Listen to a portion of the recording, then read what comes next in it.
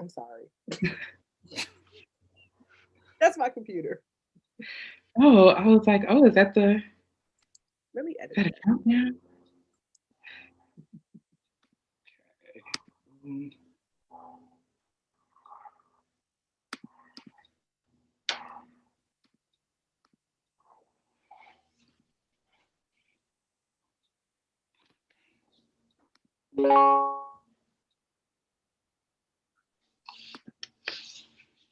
Here. Okay, let's go ahead and get this event started. I would like to welcome our panelists. First of all, welcome to Grossmont College, and thank you for joining us. We are celebrating Black History Month 2021 with this most important discussion topic on Black healing, anti-racism. We have Dr. Jessica Williams and her team. I will go ahead and let them introduce themselves. And I just want to say thank you. Before we do, please hit that subscribe button to everyone who's tuning in on the Grossmont College YouTube channel. Hit the like, hit the subscribe. All of our events for Black History Month will be live streamed on this channel. And with no further ado, I will go ahead and allow the panelists to introduce themselves and tonight's topic. Hi, everyone. So I am Jessica Williams. When I'm in a teaching space, my students call me Dr. J, so feel free to call me Dr. J. I am joined by two panelists today, Kiwan Kalk and Jakora Holman, who are two of my friends and colleagues that helped me to facilitate this topic over the summer, this topic of, Black resilience, Black healing, and just trying to take care of ourselves in the middle of what felt like two pandemics happening at the very same time, what still feels like two pandemics happening at the very same time. So I'll give you our kind of professional backgrounds, and then I will tell you what qualifies us to have this particular conversation. So I will start by saying that both Kiwan and Jakora are joined from Rutgers University. Kiwan is the director of the Center for Social Justice Education and LGBT communities, and Jakora is the director of the Paul Robeson Cultural Center. And both of them are supporters and advocates of marginalized students. Both in their professional lives as well as where they're lending their time outside of work. They're 5 to 9 and they're 9 to 5. So I will let them speak if they choose to as to how they are supporting marginalized students specifically. But I believe that what qualifies them or what made me want to ask them to be a part of this conversation initially and today was their availability. Genuinely, so much of the work that resilience work and shame resistance and approaching topics like Black vulnerability and healing our pain just requires people to be available, requires people to know how to hold space, know how to look at the subjective and objective at the same time. And these are two facilitators that I've worked with before and that I knew had that talent and that ability to be able to do that in front of people, but also to do that in service of learning for students and for other communities. So that is why I believe qualifies them to be in this space. And then I guess just to talk a little bit about me and what qualifies me. So I am an identity researcher, and I look at how our identities, how we bring ourselves into a space, right? And so often in my work, I find that people who hold marginalized identities, identities that are underrepresented both in dominant culture and within spaces like academia, um, our capacity for leadership can be diminished, and our empowerment within our spaces can get harder and harder to find those places and those spaces where we can feel empowered or we can be empowered. And so I really centered and focused my work on how I could help people bring themselves, bring their whole self into their spaces, be that a professional space or a personal space, non-professional space, whatever it was. My shirt today is very intentional. It says "Too tired to code switch," and it is a reminder for me about the work that I do and why I do the work that I do. It's all about bringing your whole self into a room, right? And knowing that I don't have to look a certain way or speak a certain way in order to gain and hold authority within a room. So that is me in a nutshell as a researcher. I'm going to ask my panelists, Kiwan and Jakora. So because it's just us on screen, I think this conversation will be one where we just talk about what it has looked like for us to engage in taking care of ourselves, taking care of our students, but also taking care of ourselves. Because I think the more that we can be honest about what it looks like in our everyday lives, the more our students can, or our students and our colleagues can kind of glean what they can do for themselves, but also we can kind of strip away that veil that adults somehow have it all together. I know when I was a student, it seemed like figuring it out was over there, and I was just going to figure it out somehow when I graduated or when I turned 30 or when I, hit a certain milestone. Somehow things were going to be figured out. And I think that what we don't always talk about and what we don't always show people is kind of like how the sausage is made, right? What that looks like on a daily basis, and being honest that this is hard work, but this is daily work. And this is work that our students can absolutely start right now and get in the practice of so that they can be better 30-year-olds than we are. Right? Okay, so go ahead, come off of mute if you would, please. And feel free also to add anything to your introduction that I did not include. But You can go ahead first. I saw your came on mute before me. No problem. First of all, thank you to Grossmont for bringing us. Thank you to Dr. J for this opportunity to just get into this conversation. I heard you ask to talk about where we are currently with self-care and with everything that's happening. And so right off the rip, outside of like who I am as a professional or a public figure or whatever you would like to label me as, I am Black every day, and that is how I lead my life. When we get into the intersections of who I am a Black queer man who considers himself Christian. And that is what I lead with most often. And so I think the work that we get to do in lifting and leading and loving folks on the margins is draining and exhausting in itself. And then when you add on top of it the ways that the world is also not loving us, and that pushes you to work extra hard at loving the people that you serve, it takes a lot from you. There's a lot to this work around self-worth. There's a lot to this work around what does intra-healing look like, so self-healing, before you can actually lead a communal healing process. And maybe Jakora will talk more about it, but we do lead quite a bit of healing spaces. We call it something different in our areas, but we definitely lead quite a bit of healing spaces for the community. But we often have to retreat and figure out, how do I bring my whole self to an event? How do I bring my broken self to an event, right? Because let's be real, this is really no smooth walk in the park. So when we talk about self-care is a challenge. Working in the spaces that we work in and continuing to serve and lift as we climb, it's a challenge. I'm not sure that I'm anywhere close to mastering. I'm not even sure if I even have all the tools, but I can certainly say that dealing with anti-racist practice, dealing with all of the ways in which we are hated for our skin color in this country. Healing is an ongoing process for me. And I feel like once I get to a point where I feel like one place is healed, some other scab is pulled back and then you're working again. So my healing and my self-care is ongoing. That is my answer tonight. I'm not here as a completely whole person. I'm worn, I'm tired, but I'm still going, right? And that's a testament to the resilience of our people. Thank you.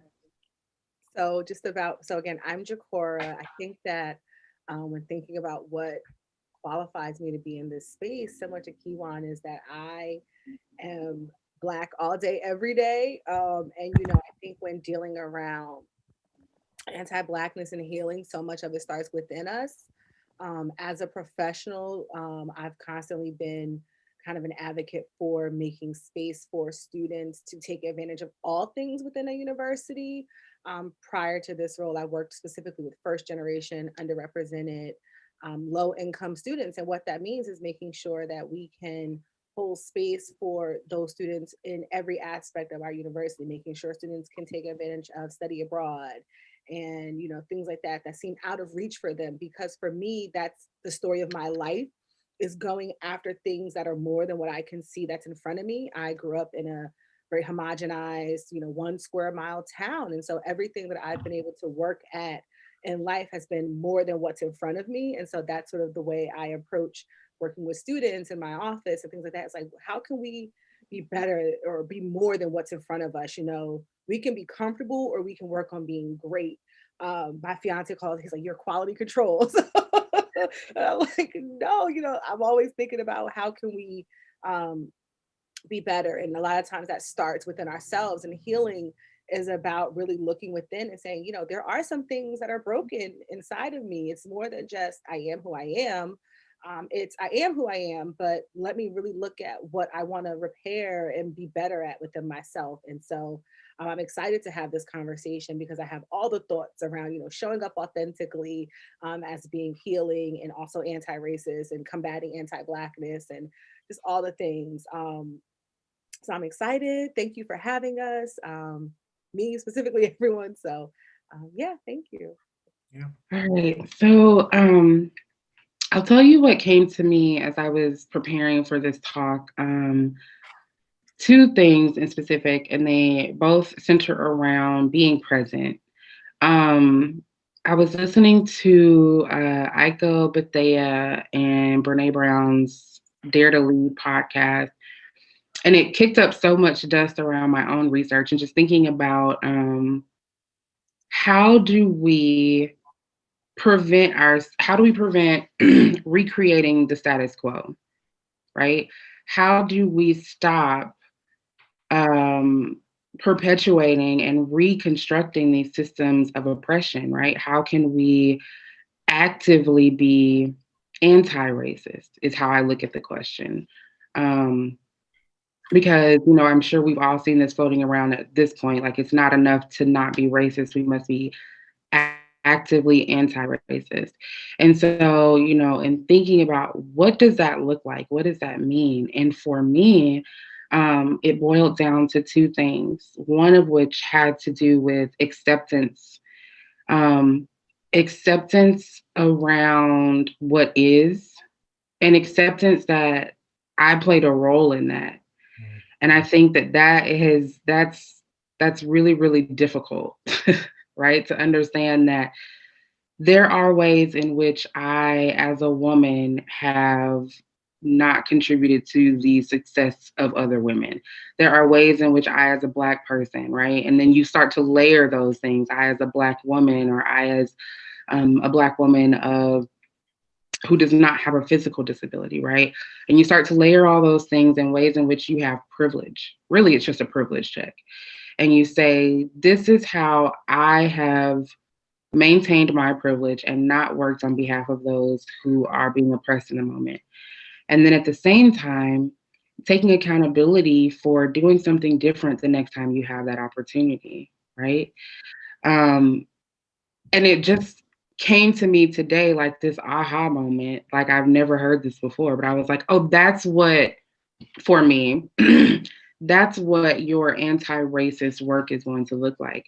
It means that in as many moments as possible, you are being present and aware of what's happening so that you can accept your role in it and that you can make a different choice if it doesn't align with your, core values of being socially justice or being a socially justice or just I can't even speak, a socially just advocate, right? A person who is for social justice. So I'm just thinking about, for you all, what does it look like to be actively anti-racist? What has that looked like for you in the last year? Because I'm sure it looked very different pre-corona pandemic, I'll say, when we could be out in the streets. And our advocacy probably looked a lot different. Our bandwidth for advocacy probably looked a lot different, right? But just thinking about the reality that we're all in right now, what does it look like for you as a Black person, as a Black professional, to engage in the work of racism? Jakora?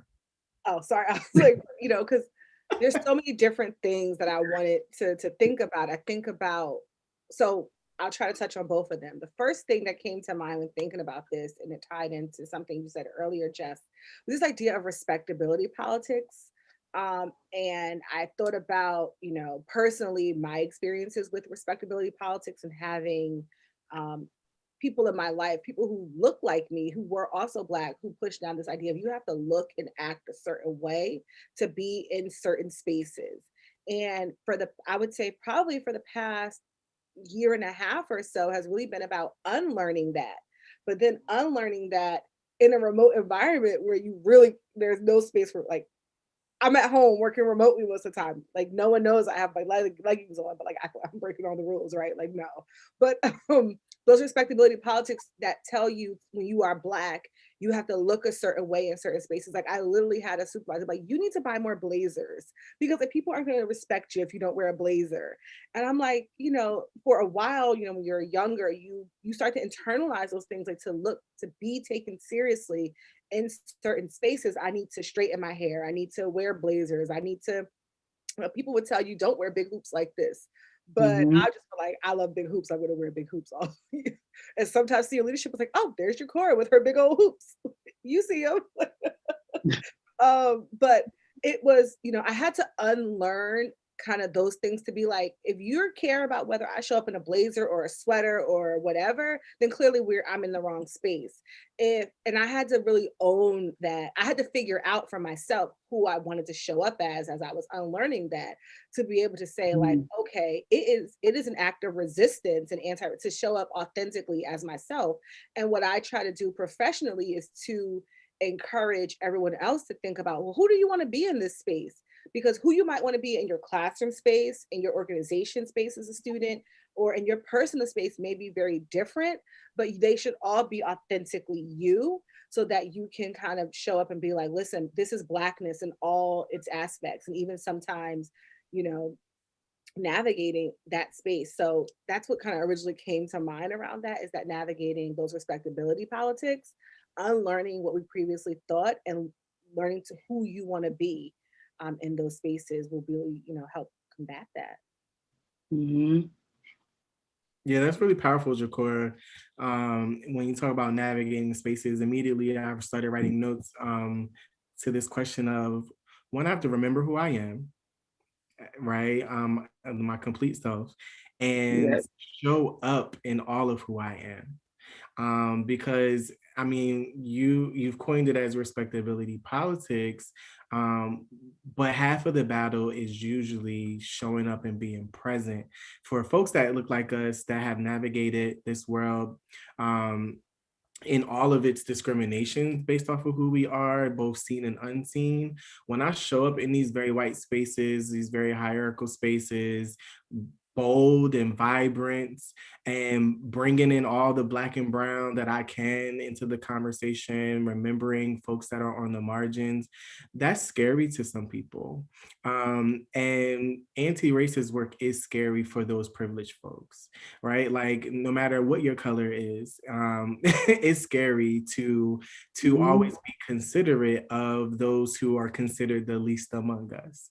And so having conversations in this same week on other panels around bringing people to a place of understanding around intersectionality, it's a constant reminder for people and for myself that the only way we're going to get to an absolutely liberated space is if you talk about the hard things. And so I have to remember when Kimberly Crenshaw said that we can't fully do intersectionality unless we name the issues. And if you can't name it, you can't see it. And if you can't see it, then you can't solve it, right? So with no solution, there's no freedom. So I'm committed in this everyday life to show up and be the person that's going to say, this is what we need to be concerned about. We can't have this policy and forget about these people. We can't have these resources and it doesn't reach those folks. So we got to talk about equity. So anyways, for me, it's just remembering that I have power in just showing up. I have power in lifting my voice. And I think that's a part of this idea of reconstructing what has been broken or missing in our lives as Black and brown people. It's rebuilding your confidence. It's actually, maybe sometimes it's not even rebuilding, it's actually building up confidence. It's building up courage, right? I like to often teach when we say be courageous, the word courage stems from C-O-R or C-O-U-R, which is heart.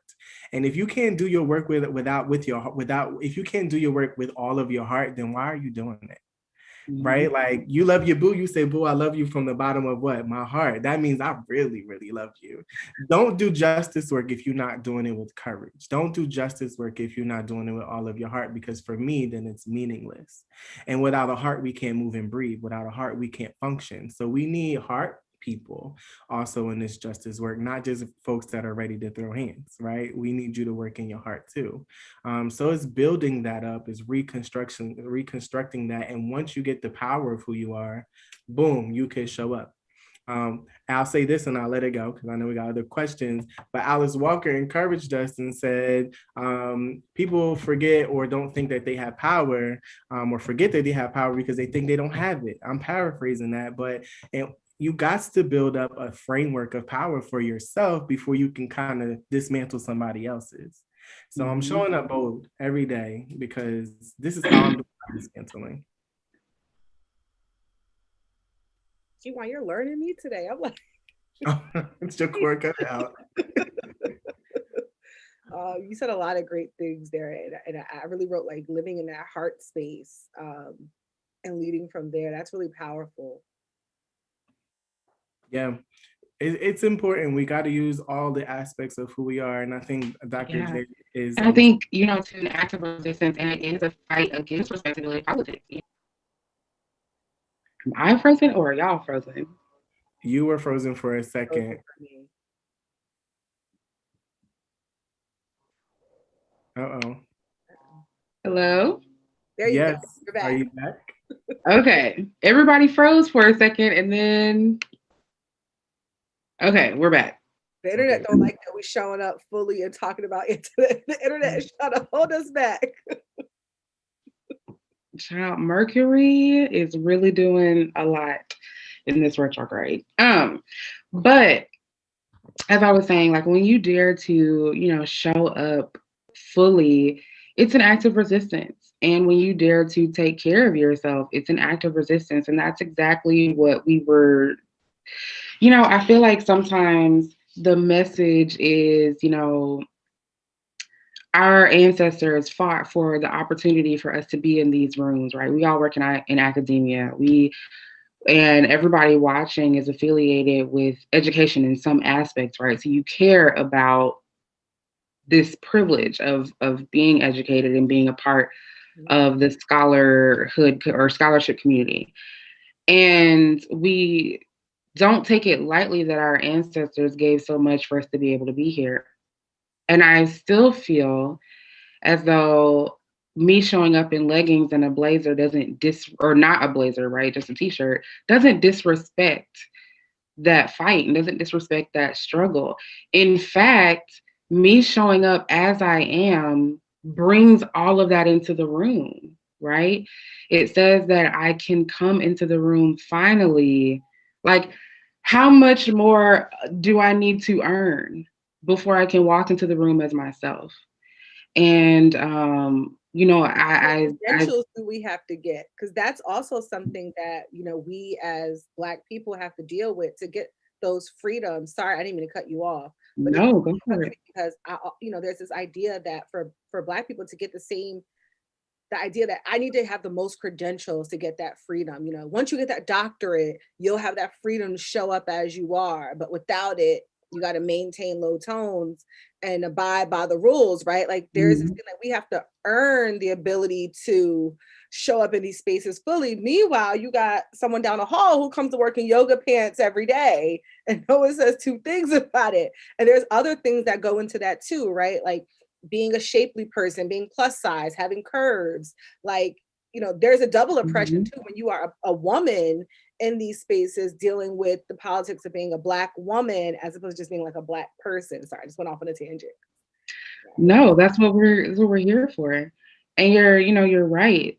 Appearance bias definitely disproportionately affects women.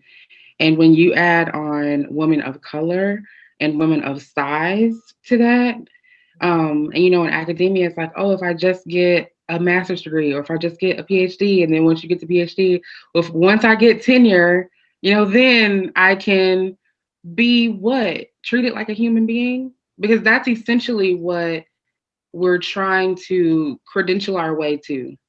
I've earned my freedom. Right? It's humanity. And at what point do you say enough?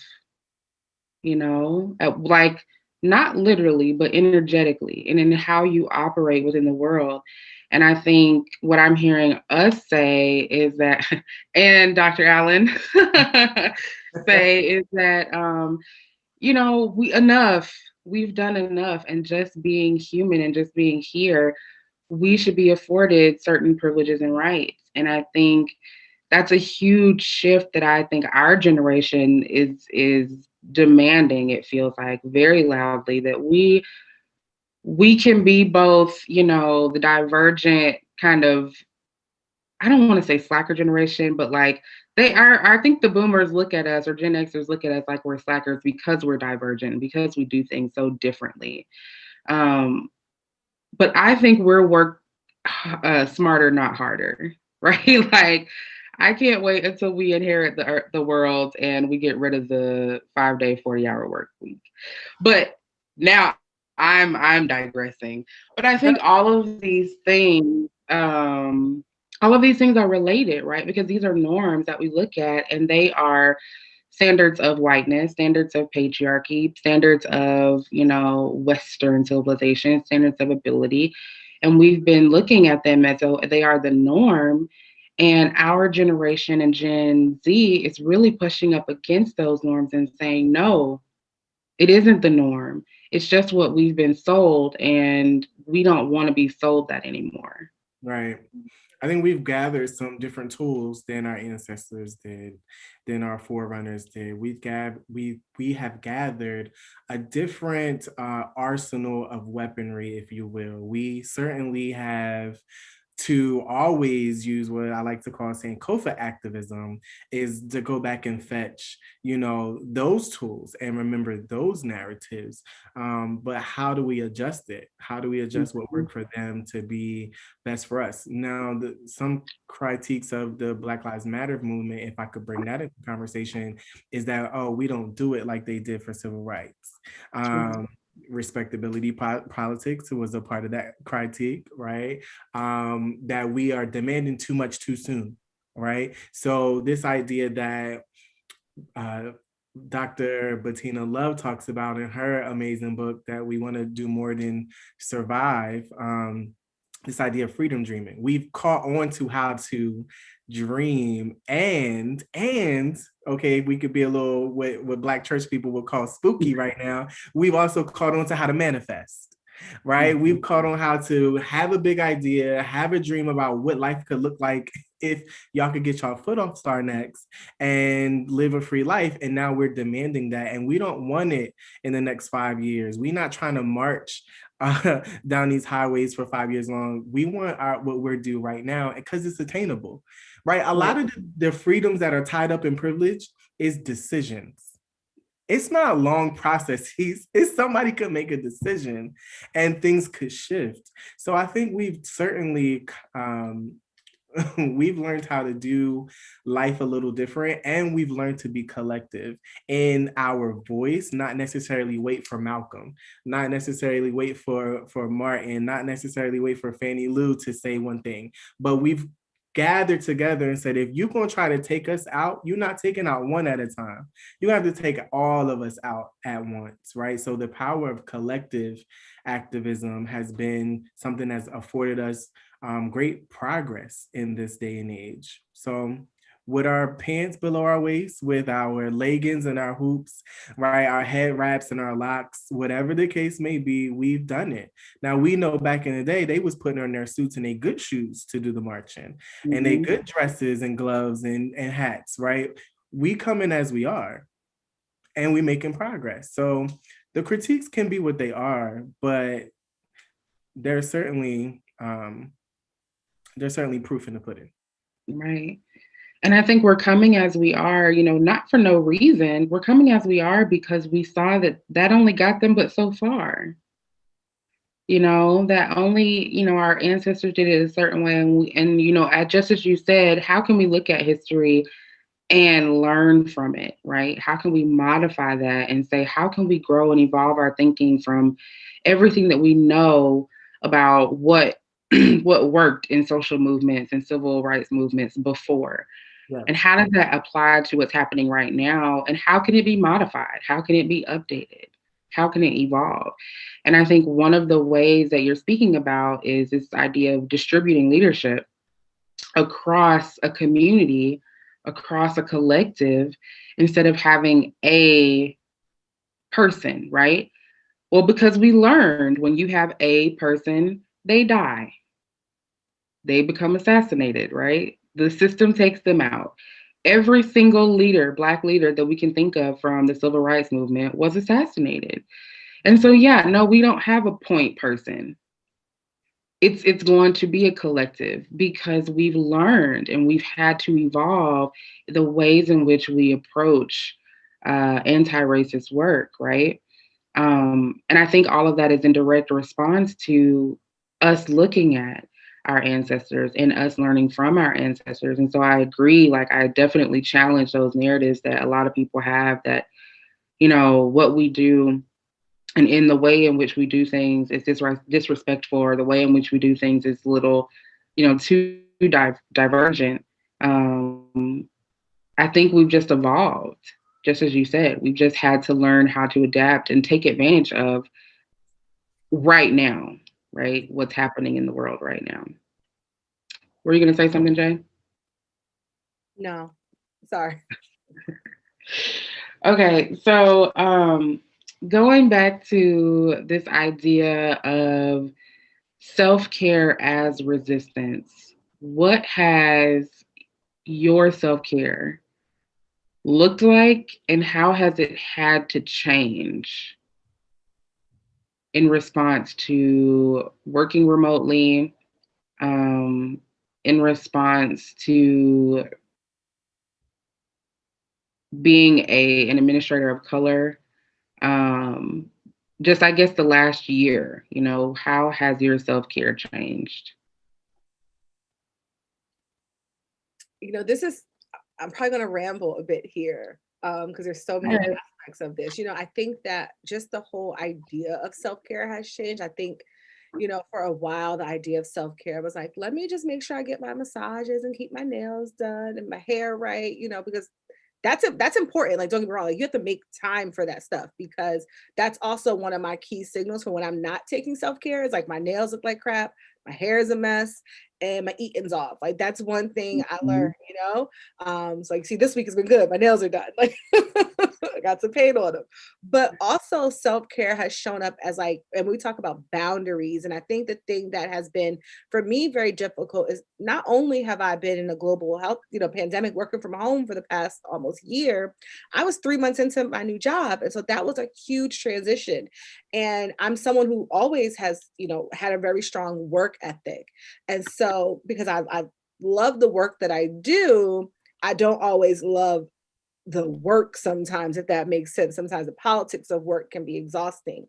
But I Mhm. had to really work on some of those boundaries and sort of, being from home, it's so easy to get caught up. You sit down, I think I'm done with work for the day. And then I sit down and do my dissertation work and I'm responding to emails for 2 hours because I'm behind, right? And I've really had to put practices in place. Okay, you need to get up, stretch your body, move your body, and really integrate and be actively present for yourself. So that means making space at some point in the day to exercise, to show attention to the people who you love. Because my fiance said to me, I see you less now when you're working from home than when you went to the office. Like you're Ooh. in your office Mhm. 4 hours out of the day. And I'm like, okay, that's bad. I can't let work feel like a priority more than my family because work can come and go, as opposed to the people who love you. But part of that had to be finding my voice to speak up and out, um, to have those boundaries, to say to those people who are in positions of power, hey, this is unmanageable. This is unreasonable. You can't have these expectations. You can't have, Beyonce expectations for the concert, but you got Keisha Cole ticket money. No shade to either one of Come them. on. I love both.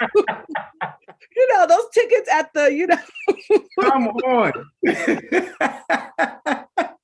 and that's what it means. Really also being able to say, if you wanted this, my professional responsibilities include, working for the Paul Robeson Cultural Center, which is it's the Black Cultural Center on campus, right? And you can't say, I have to speak out for what it means to say you support this center. How do you actively show up in that? Because what you're saying and doing might not be equivalent. And being able to Mhm. find that voice, not just in spaces with my friends, but in spaces of the people who have the decision-making power. And so that has been an act of self-care because at the end of the day, I have to protect myself and my team to be able to do it. Because if I'm feeling overwhelmed and overworked, I can't bring that to other people and make them feel overwhelmed and overworked. So that self-care has been really being able to identify who I am. It goes back to finding out who you are in this space, because part of that transition was finding out who I want to be in this new professional role, Mhm. and actively working at that. So, Audre Lorde has that, like, radical self-care is, it's the hardest, the toughest anti-racism act you could have is that radical self-care. I'm paraphrasing off the rip, but you guys know what I mean. Yeah, Yeah. actually, I was going to lead with her quote, so I'll help you out, right? Auntie Audre Lorde, she said, Yes. caring for myself is not self-indulgence. It is self-preservation, and that is an act of political warfare. So I break this down. I'm gonna start with the self-indulgence part. Um, as I stated at the beginning, I'm a Black man, right? Anything else, I lead as a Black man. And when we think about the politics of being a man and also the politics of Black culture and being a Black man, I don't know if I'm able to say a curse word in here, but the rhetoric is we don't want no ancient man, right? Nobody wants a man that ain't shit. Excuse Mhm. my language, that's probably my last curse word, but that's what people say, right? You don't want to be a dog. You don't want to be lazy, worth nothing, because your daddy wasn't worth nothing, and you're not going to be worth nothing. That's the rhetoric that sometimes little Black boys hear. Work hard because that's the only way that you're going to get ahead, right? So self-indulgence is sometimes for Black men or Black people, right? Means that there is no self in this, right? And if self comes, it's because somebody said, here, let me treat you, or let me go ahead and slide you this 100 so you can get your nails done, or this 2 something so you can get your hair done, depending on what you get, right? So like, it means somebody else is gifting you the act of care and saying, hey, I'm giving you permission. So Right, that's the permission to take care of yourself. So for me, in this time and season, I'm a new director to my center, but I've been in this like directory space for like what, almost a year and a half, two, as interim and now into it. I had to learn how to balance, and I'm still learning, right? Jacora led us in this like, what's your hashtag for the year icebreaker for one of our meetings that we had. And mine was hashtag balance, because I didn't know how to turn work off. And I'm not living here with any other family except for my Potter, my little dog. But sometimes she doesn't get to see me. So I feel Jacora when, you know, her partner is like, I don't see you that much. I have to turn it off to give my Potter some love, because she's still a living, breathing being, right? Like, but also I need to connect with my friends. I need to take care of my 65+ year old mother. I need to, you know, I have responsibilities, but also what about me at the end of the day? I'm no longer living in the space of I gotta work, work, work because I don't want people to see me as a lazy Black man. I had to get myself out. I had to work through some deep rooted trauma that is actually very generational. It's not necessarily something I picked up or one person put on me, like my mom or my dad, but it's generational. So we're living in what Dr. Joy DeGruy talks about as post-traumatic slave syndrome. Things are being passed down to us. So I'll wrap up my portion of this piece to say that caring for myself looked like knowing what my capacity was. And my capacity actually changes from day to day or week to week. Some weeks I can hold more, other weeks I'm like, it's a no. I got to log off at 5 on the dot. And if I'm good, I'm logging off at 4:30. Literally, like, so you got to know your capacity. You have to be honest with yourself. And if for those who are watching us over on YouTube land, if nobody says it, you have permission to say no. We know that your work is tied up to your finances, and your finances is tied up to your housing, and your finances tied up to all these other things, insurance, benefits, but you still have a responsibility and an obligation to say no, because if you don't say no, think about all the people who work themselves into the grave. Right? Think about when you don't say no, how you are deteriorating your own mental health, how you are emotionally abusing your own self. Okay, so as my sweater says, Black mental health matters, and sometimes it's coming from making a decision, but we don't often have the permission to say no, which means we don't have the permission to heal. Mm-hmm. You deserve it.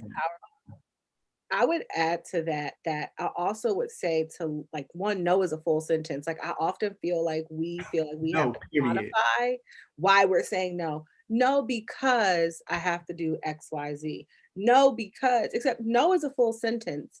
But one thing you said that I thought was really powerful was that we also have to live out loud in that, and having that freedom. Like, we show up for everyone else in all these different spaces. Like, even we talked about, like, when we are turning off work, we're showing up for our partners, our pets, our potters, our parents and grandparents. But there's also that making space to just be with you and having practices that are healing for you. So, like, I've been like scooping up little things. Like, I have the self-compassion deck that someone was selling this on like our Rutgers personals. And I was like, oh, let me get that. And then I had got these like gratitude cards, and I started taking these and like putting them in my planner each week and each day, finding a moment to like find a thing to be grateful about. Because as much as I pour into others, my friends, my family, it's also really important to pour into ourselves, because you cannot pour from an empty cup. Like, that is the motto, and that's something that, you know, you have to figure that out, and how you can be who you want to be for the people you love and care about and your responsibilities, but also for yourself. And do not feel guilty about it. Like, I tell people, like, I plan, like, rest, having, like, I don't, it's not that I did nothing. I rested. I did the things that make me happy. I played The Sims. I played Gears of War with my fiance. I cooked. Whatever it is that fills me up and makes me feel good in that moment. That's what you have to make space for, and that can help you feel better about when you have to go out into the world and do those things. And there's a quote that I had like running through my mind around that, is that, like, no one can make you feel inferior without your consent. So when we are taking advantage of that self-care, oftentimes it's like to recharge our batteries because we felt inferior. We've dealt with imposter syndrome in these spaces. So let me fill my cup up. But we have given permission to people to make us feel that way, and we have to take that back. Yeah. So we have a couple of questions from the audience, and I think one of them just takes me right back into, it's beautiful considering where we are in the conversation, but it says, in healing from the traumas of 2020, an election where half the country voted for a man many consider racist, violence of Black lives that were taken from us and gained national attention, how can we heal from these things and the stress caused by them? And, you know, I just got the opportunity, I'm gonna drop my book here, but I just got the opportunity to write about Black resilience and specifically about resisting during the Trump administration, right? Right. And for me, someone who is a Black woman in academia and also a survivor of sexual assault, having him as president was triggering on all levels. So I'll tell you for me what healing looked like. Healing looked like, probably to a lot of people, looked like checking out. But what I did, I had to redivert my attention and my energy. It was too triggering for me to be tuned into national politics because of who our leader was. And so I took all of the energy that I would have taken, and, you know, that would have been a CNN, BBC like time, and that went right into my community. That went right into Black people, specifically Black femme populations. And I started following more people in the Black trans community, Black trans activists. I started following more Black women activists. I started following more Black therapists because I said, we are going to have to heal. We're going to have to get through the next 4 years. I did this intentionally starting in 2016 and then throughout 2020. And even, you know, that's what led to us being together, honestly. You know, Healing Dialogues was created so that we could, as a community, address the healing that we needed to do in order to sustain through everything that we were facing, in order to resist through everything that we were facing, in order to continue to have fortitude and continue to have hope. So for me, my healing looked like a diversion of my energy, right? I had to take it away from certain things that weren't going to replenish me, quite frankly. I wasn't going to get back the energy invested in national politics. It was only going to deplete me. But I knew that if I invested in my own communities, and I invested in communities that were important to me, being the most marginalized among us, for me, that would be the Black trans and Black disabled communities. It just was a no-brainer to me that I've got to center the most marginalized because that's where I'm needed right now. And I'll let Key and Jay speak to, you know, how did you,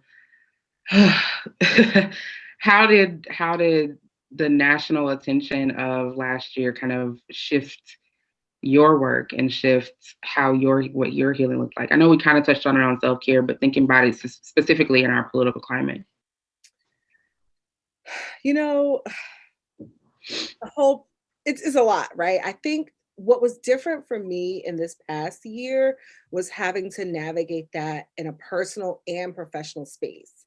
I think that, you know, it's one thing to deal with that in a personal space and heal from it. But, and Kiwan is probably saying, like, in our professional roles, we also have to think about, like, how do we respond to this for our student community? And also, how does our campus potentially lean on us to do that work without asking us, are you okay? How are you dealing with this, right? Not potentially, they actually leaning on us. Right. You know, and really to do that, because, you know, it's hard to think about, hey, we need you to hold a healing space, but it's like, I'm not healed from this yet. But So I would say, and what I think in order to heal from that is to first identify, like how you said, Jess, you talked about what triggered you about it. You have to first identify what's triggering you about that, to be able to understand what you need to heal from, because oftentimes that's something we have to navigate with. And so for me personally, I knew there needs to be something, right? I'm not a frontline activist, right? Like, did I go to some marches and like think protest? Yes, but I also had to let other people know it's okay not to do that. You don't have to feel pressure to show up in these spaces, but you can do what you can from where you are. There are different types of advocacy if that's your zhuzh, right? Something little like what in my community, I had chimed in my town has a Facebook group, and where I live now is very different than where I've grown up. So there's always been, I grew up in the hood for lack of a better word. And so when you grow up in the hood, like there's always a level of like, ain't gonna change nothing around me anyway. Who's the president? Like the hood's gonna hood on, like it's gonna be the hood. And there is a certain mindset around that. And now I live in a more diverse area, but it also can feel very hard to be Black in that area. So I made a comment like in our Facebook group, like, is our mayor gonna make an announcement about, Black Lives Matter, or, we have a very diverse community and our Black residents might feel a type of way. And the group imploded. I swear to God, it imploded. But the mayor released a statement, and it started like a whole conversation where now there's like a minorities in our town Facebook group and people are talking about these issues.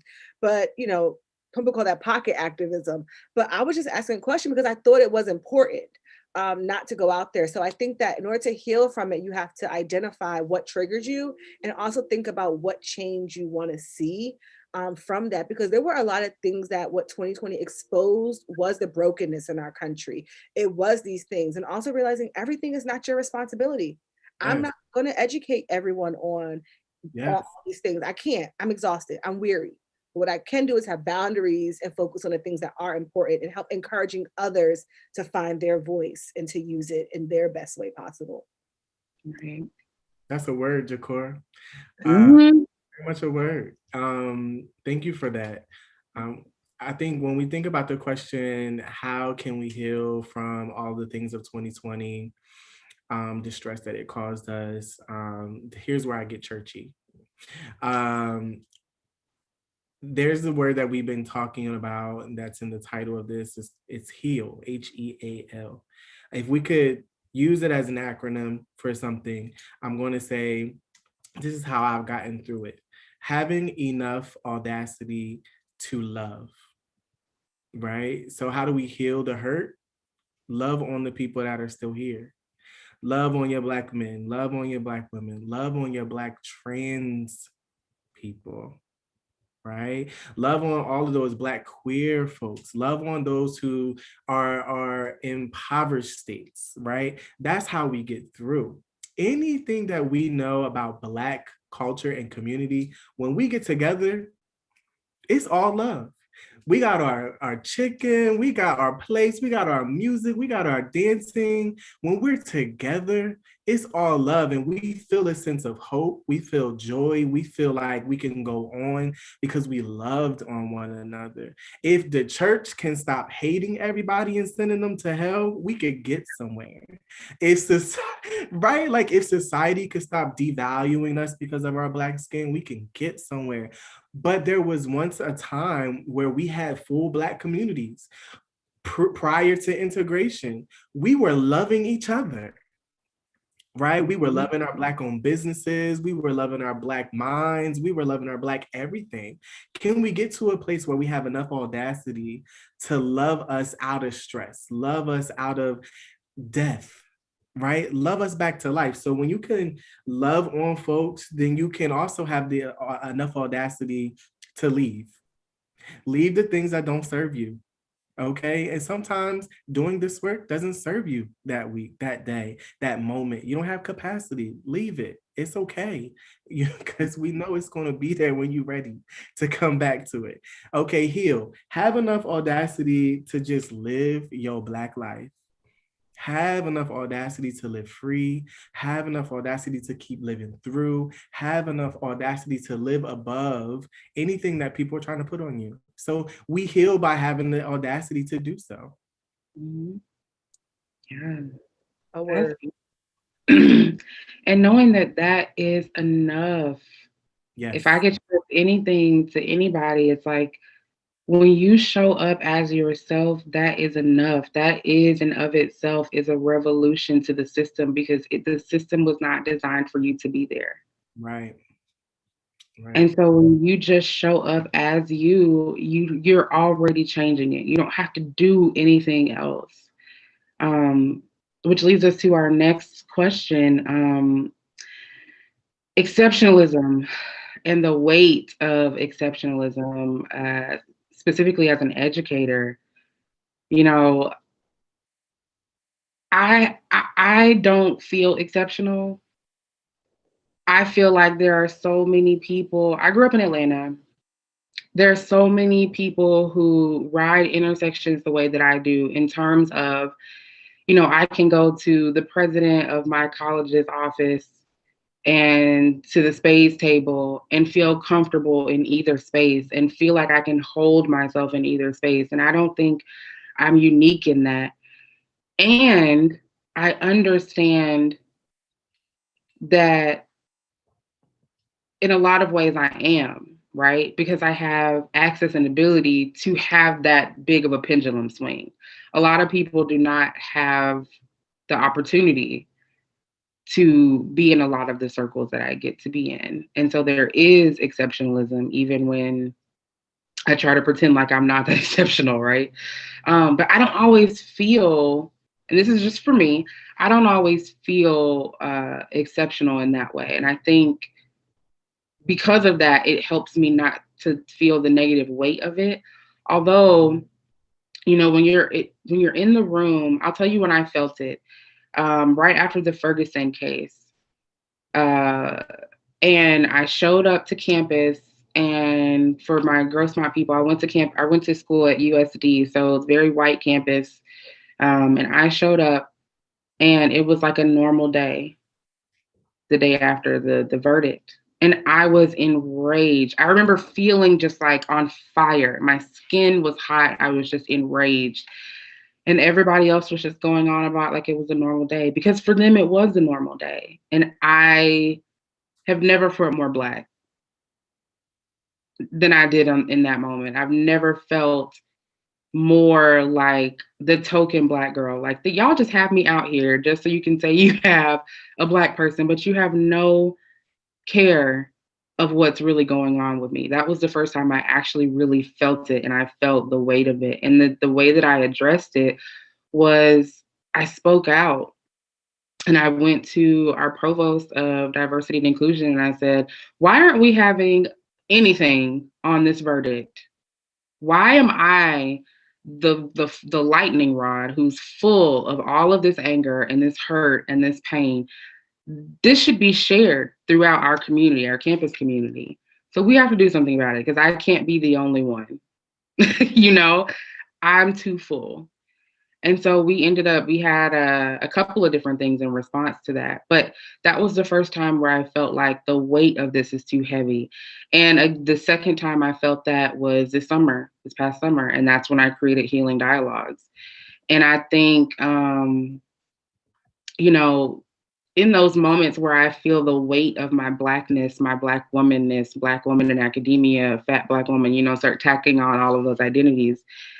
In the moment where I feel like I am the raisin in the rice, I immediately have to give the work back to white people or somebody because it doesn't serve me to be full. It doesn't serve me to be stuck with it. I didn't create this problem, right? This is James Baldwin. I am not your Negro and I did not create this problem. Let me give it back to you. And that is very hard work, but that's been my way to kind of get through it is to have a gut check really and understand this is my part, right? Going right back to that acceptance and that accountability. This is my part and this is what I'll take ownership of. And the rest of it, I'm going to give it back to you and I'm going to give it back to you to fix, right? And I felt that way about, after George Floyd, we got asked to be on every diversity committee, every Black student committee, everything committee. If it was Black, they wanted me because I'm Black. You know, Black leadership. We got Black leaders. We got leaders we want to be Black. We got, come speak. And then it's like, this is my part. And this is what I can take responsibility for. You got to ask yourself, why is it urgent now to you? Right? Because this is the world that we've been living in my whole Black life. Why is it now that it's urgent to you that it matters? And that's me giving the work back, right? So that has been my way. Very interested to hear your way. I know we're getting to a time boundary. Jason, keep me accountable on time. But just panelists, what has been your way to combat that weight of exceptionalism? My first response is exceptionalism is a tool of the oppressor. It teaches you that you survive in spite of all the things that we've put in place to hold you down. Barack Obama, I love President Obama, right? He's fantastic, but he's a tool of exceptionalism, right? People say, well, he made it, so can you. Right? You have no barriers in front of you because, racism, all these things don't happen because we had a Black president. His exceptionalism is a tool to not change what needs to be changed to make space for things. We as educators have to be mindful of when we use exceptionalism to hold people down and make them feel bad for what they did not achieve and did not do. And really being able to say, like, that was what was going through my mind. Like, I hate exceptionalism because, like you, Jess, I don't feel exceptional, except if you ask anyone from where, okay, I grew up in a 1 square mile town. It is consistently ranked one of the lowest ranking state tests in the state. It is extremely impoverished. You can Google it, Asbury Park, New Jersey. Go ahead on and Google it. Like, read all about it, how the riots tore it down. Right now, it's been extremely gentrified, but I don't feel exceptional because I'm not exceptional. I just persisted in spite of. And so as educators, we have to make sure in classrooms, we're not saying, well, this person got an A, why didn't you get an A, right? It's looking at, okay, I see a lot of my students did not get an A, and I'm noticing it among my Black and Brown students. What do I need to bring into the classroom to help them be successful, to not make them feel bad about what they don't have? And really helping people out. I believe I worked in academic affairs before my role in student affairs, is intrusive advising, intrusive things like that. It's going out to help people where they are, to help them get to what they need. That's equity, right? That's saying, it's not just, oh, we have all these resources for you to take advantage of. They're here when you need them. It's, hey, I know that you need some assistance. So I'm going to connect you with this because it's going to be helpful for you and you're going to be successful. I'm going to make sure that you get these things. And then I'm going to follow up with you and ask you how it went. And granted, there's only so much we can do, right? We're all adults in this space. People can take it or leave it, but you can't rely on the fact that someone else was great to inspire someone else, because people are already dealing with their own mental health challenges. And typically by the time someone reaches out and asks for help, it's too late. If we're a proud people, right? And oftentimes, if you are a Black or Brown person who may be first generation and you've gotten to college, you've done it on the fact that you didn't need help with your homework. I was great in high school, didn't need to go to tutoring. And so to get there in the classroom, you don't think you need it. And so by the time you think about it, it's already too late. So that's my spiel on exceptionalism. I do not like it. It is a tool of the oppressor, and we all have a role in supporting people by helping them where they are, not comparing them to others. Yeah. Higher ed has definitely birthed a space of elitism. And, that is partially why we have this notion of exceptionalism, because everybody wants to be the expert. Everybody has a need to be seen, to be heard in the area that they've studied or they are interested in. So yes, higher education is a big culprit that trickles right on down to K through 12. Okay, so, we get to the classrooms. I think the best way to combat exceptionalism is to offer equity. And that's simple, but it's also hard in the structures in which we navigate.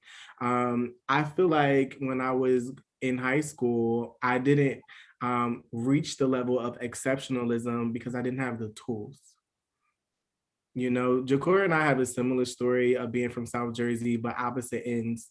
I'm from I'm from South Central Jersey. Jersey. We are from South Okay, we could debate that offline, but we consider Asbury Park to be a little south from where I'm from. I'm from Southwest Jersey. She's from Southeast Jersey by the shore, right? Like we're 1 square mile places, so we're not heavily resourced. Our states, when we talk about major cities and towns, our towns nowadays, Asbury Park getting all the play because of the beach and like what's the LGBT community. But my town, you will never hear anybody mention Penns Grove, New Jersey. Not a thing. Where is that again? Oh, it's in Jersey, just way down. We're forgotten, right? We're forgotten in location, but we're also forgotten in financial state. We're forgotten in academic state.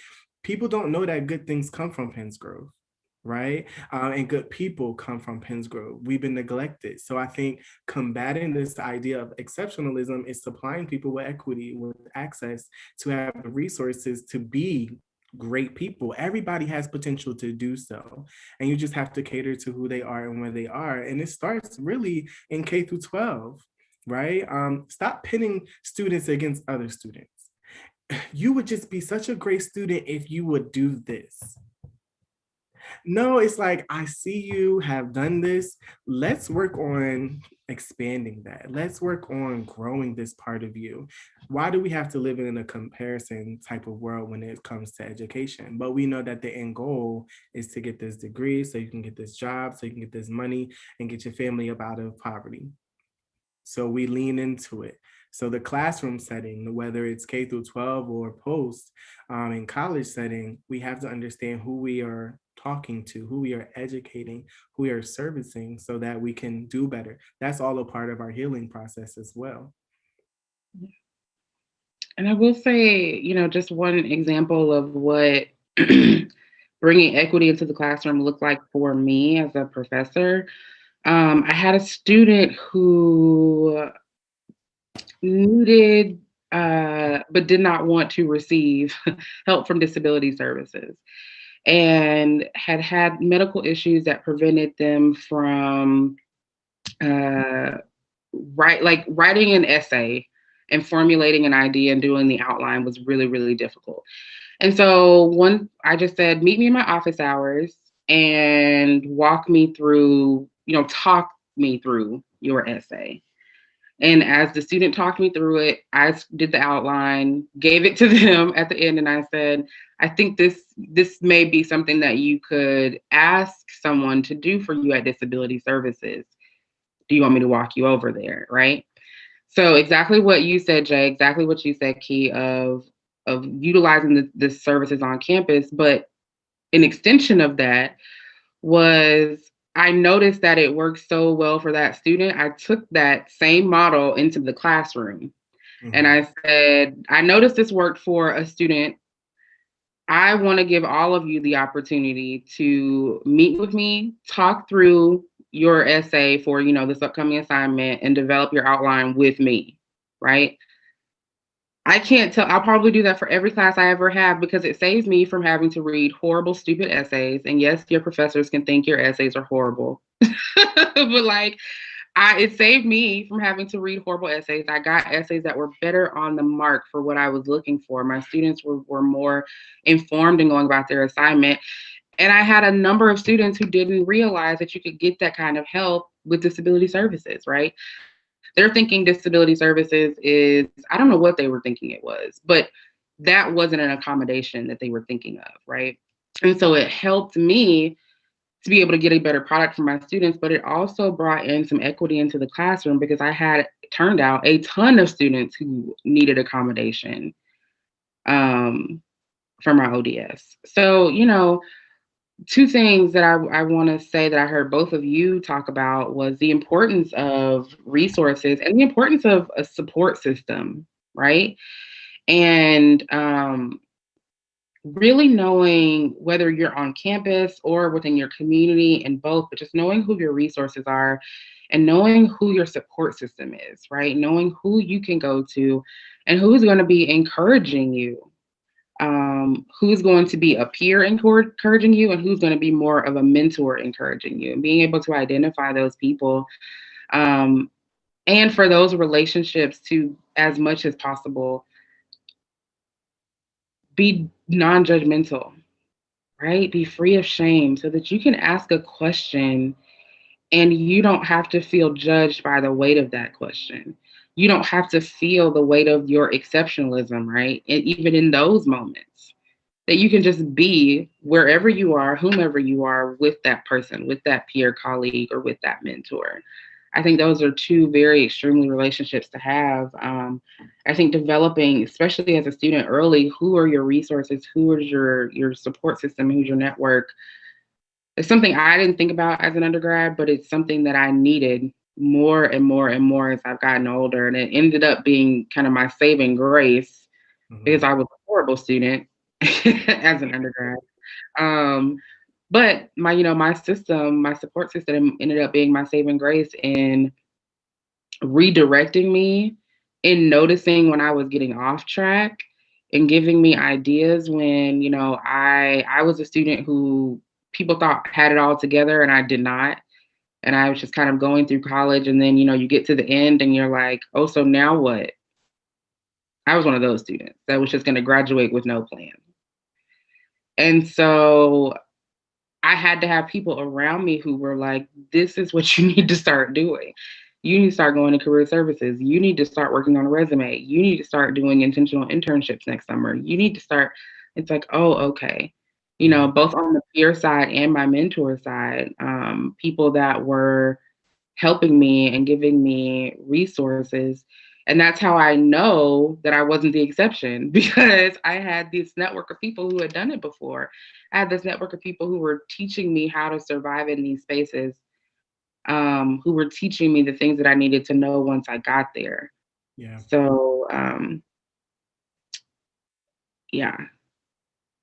network support. We have about 10 minutes, Jason? Do we have any more questions from the audience, from the group? I can't see. Really good question too. Chat a little bit about generational trauma and how we can change it. Ooh, epigenesis. I was okay. Taking down notes like, ooh. Okay. Generational trauma. So epigenesis is what this is termed.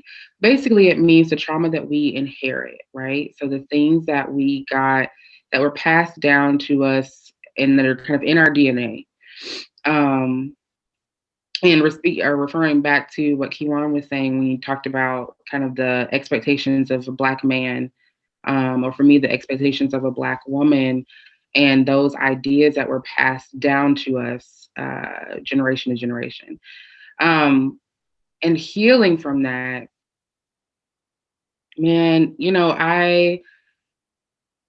as someone who has processed thoroughly my own experience as a survivor of sexual assault, I did so publicly. And by that, I mean, I blogged about it, I wrote about it, I speak about it. My essay, I talk about it. So I'm very open in talking about what that healing journey looked like. And I remember talking to a cousin of mine, and she said, by you being open and by you releasing the shame around this happening to you, I think you healed a generation, right? I didn't understand what she was talking about. Like, I heard her, but I didn't understand what she meant by that in that moment. And then I had a younger cousin who experienced sexual assault and immediately reported it, immediately told, her mom about it, her parents about it. Immediately it was an out in the open thing. And I said, oh, this is what, this is the healing, right? It doesn't necessarily mean that I prevented it from happening, but I helped to release some of the shame around asking for help, around admitting that it happened, around seeking resources and seeking assistance when it did happen, around the PTSD that comes from healing when it does happen. And because I was so honest about what it looked like, and because I was so candid about the hot mess that I was in my healing journey from that, um, I again was kind of the lightning rod and catching it from the older generations of you shouldn't talk about it. You shouldn't, let outside of the family know about this, and that. And I think by rejecting that, I freed up the next generation to say, you can choose to grieve however you want. You can choose to heal however you want. You can choose to do it this way or that way, right? It gave another pathway through that healing journey. Um, and so I think the trauma itself wasn't assault, it was the shame that comes from something like that happening to you. And the shame around not being a strong, quote unquote, Black woman, right? Or not being somebody who knew better, or not being someone who, whatever you could put on, my various identities. But I was able to rewrite the narrative in another way that made sense for me. And then by doing that, healed, right? Myself, but also healed anybody else in my family that was going to experience it. They were always going to have another way to look at what healing could look like through that journey. So that just my story, but very curious to hear what, generational trauma and generational healing has looked like for either of you as well. Yeah, sure. I'll start. And it's so funny that this question was asked because my brother and I, my brother is nearly 50 years old, and I am about to turn 35, 35 this month. But my brother and I were talking about our family trauma. Now, there's no secret, and I'm pretty sure he wouldn't mind me sharing, but my brother has spent a large majority of his life incarcerated. And so having these brotherly conversations have not taken place. We haven't had opportunity um, to edify one another in this way. And so our conversation last night was about 3 hours long for the first time in all of our lives, that we were able to talk about family history, to name what has happened to us in our childhood, our teenage years, and what brings us to who we are. So fast forwarding, we basically, I'm bringing this all up to say is like, we talked about a lot of trauma, like a lot of reasons why he was addicted to drugs, a lot of reasons why I can show up angry at the drop of a dime to some triggers, right? A lot of it had to do with, our fathers not being present. So absentee fathers. A lot of it had to do with our mother not really knowing how to share love in the ways that we thought we needed it, right? So all of this has things to do with she didn't know love from whoever raised her, and my father didn't know. So like there's just ongoing trauma that sometimes we can't duck and dodge. And we have to be bold enough, or maybe bold is not the word I want to use. We have to be courageous enough to just meet it head on, and deal with it, right? So I wrote out some things, a couple points, and I'll try to speed through them and not harp on them too long. But the first point was call it out, right? How do you get through trauma? How do you heal from it? How do you change it? You have to call it out, so that you can call it in. We've been taught as Black folks, in my opinion, this is a very blanket statement, so forgive me if this does not fit your experience, but we have been taught that if you start it, I'm gonna finish it. We have been taught that, right? Like, we're going to call you out. We're going to say, oh, no, you didn't do X, Y, and Z to me. And we're going to tell you off, and we're going to drop the mic, and we're going to walk away because I get the last word. And in an argument, you're not about to have the last word to make me look like no punk.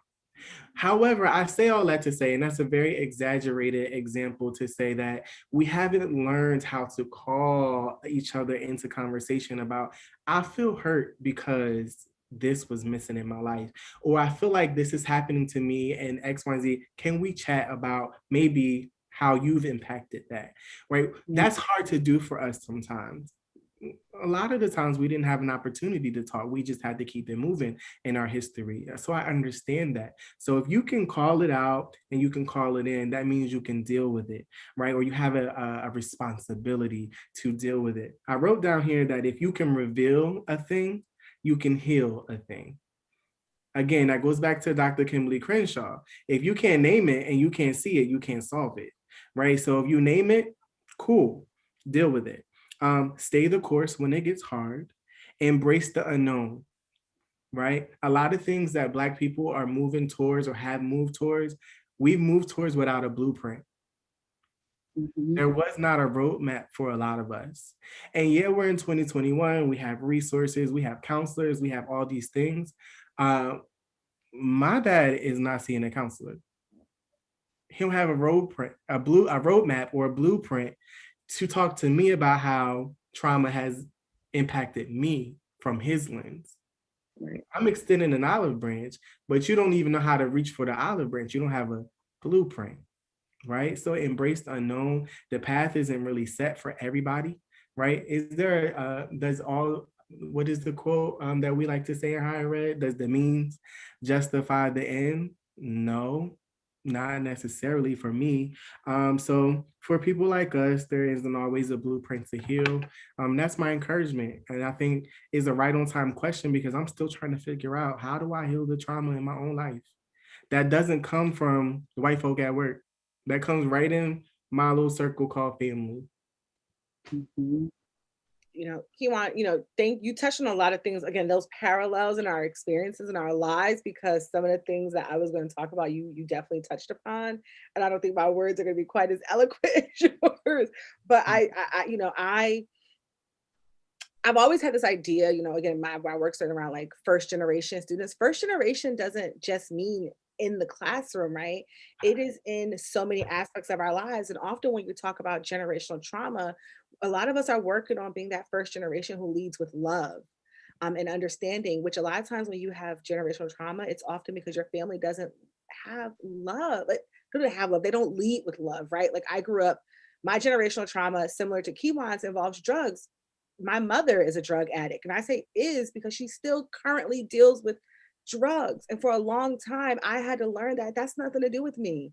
I had to learn that that is her challenge. And I had to lead from a place of understanding. For so long, I was showing up in spaces being the strong Black woman who got here. But I hate that trope of a strong Black woman because it doesn't leave space for vulnerability. And you have to be vulnerable to deal and heal from generational trauma. And in order to do that, I also had to learn about things. I've been reconnecting with my uncle, who's my mother's brother, he moved to Utah when I was a kid and was like, I ain't coming back. See y'all when I see y'all.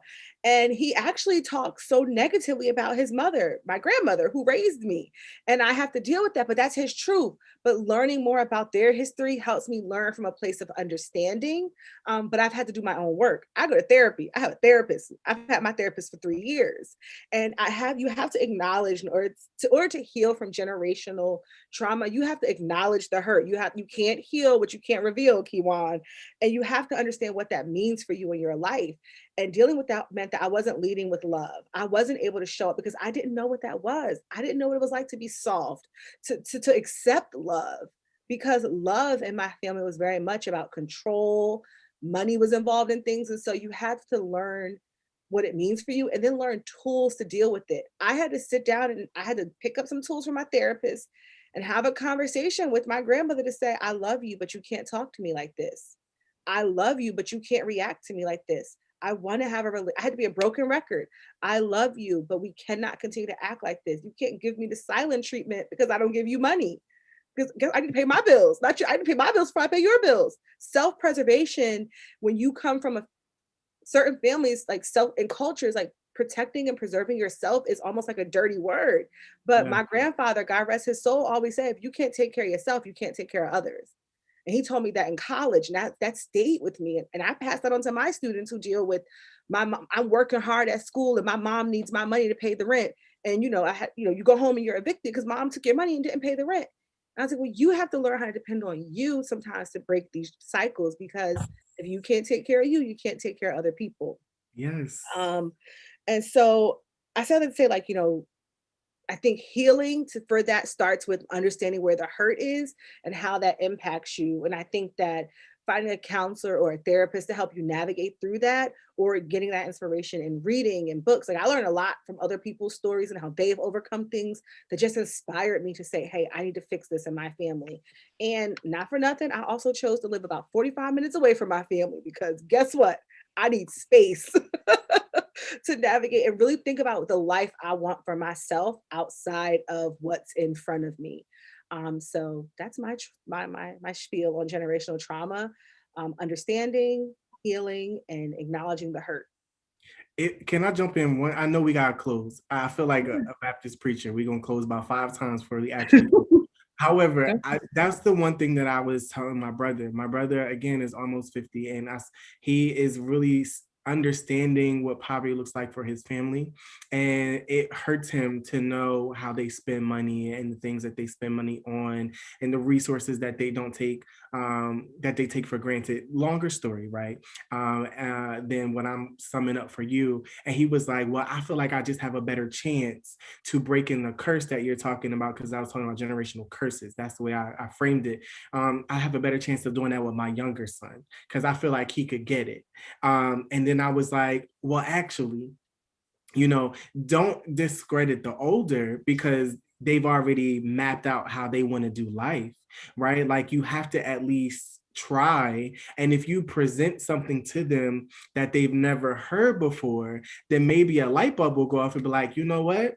That's real. I should try. I want that. But some of that has to be acknowledged from what he has done to cause some of this in their lives, right? And so some of that ending generational curses or trauma is just acknowledging that, hey, this is what I've done, and here's how I'm learning to be better. Now, y'all could take it or leave it, because this is your own life. But the curse can absolutely stop with you, and there's life and death in the power of the tongue. So whatever you speak over them, they'll live under. Now, I told you I'll be getting a little churchy. So if you speak life over them, whether they want to accept it or not, as the priest of them, they will live in freedom because you spoke it, right? We can work on the rest later. Sometimes you got to catch up to what God has for you. You know what I mean? So anyway, I just wanted to add that little piece that, like, it's okay to take care of you. We're not always taught that, because we have this, like, it takes a village and be concerned about everybody else. But that boundary we was talking about earlier, and that balance.